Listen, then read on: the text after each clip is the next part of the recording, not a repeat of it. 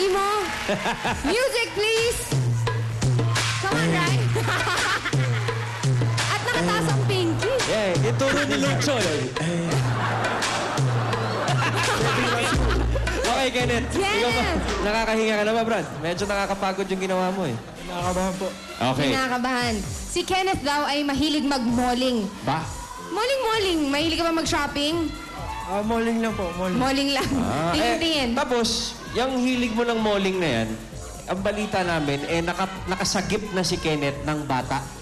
Namunti ka nang maipit sa escalator, tama ba? Opo. Ano nangyari doon? Kasi po, nangyari po nun, pababa po ako ng escalator po. Tapos meron pong, may kasama po yung bata na mama niya po siguro yun. Nauna po kasi yung mama Mami niya. niya. Tapos nahuli po yung bata. Pababa po sa escalator. Ang nangyari po, yung bata po medyo malikot po na tumba po siya sa escalator.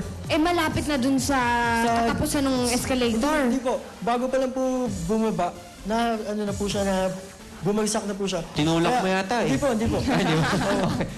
Kaya po ang... Anong ginawa mo? nasa likod po ako, Inangat mo? Inangat ko po agad yung bata para hindi po siya maipit o madisgrasya po dun sa escalator po. Okay. Kenneth the hero, ha? Kinakabahan talaga si Kenneth, no? Huwag kang kabahan, Brad. Kinakabahan. Relax lang. Actingan tayo. Oh, ito na ang actingan natin, ha? Kaeksena mo, mga dabarkad sa barangay. O, teka. Hello ka muna sa fans mo, Brad. O, huwag ka muna. Relax. Hello ka muna. Love you. Okay. Talon-talon, Brad, para hindi ka kakabahan. Okay, pati mga EB Dabarkads dito sa studio, ka-eksena mo rin, ha?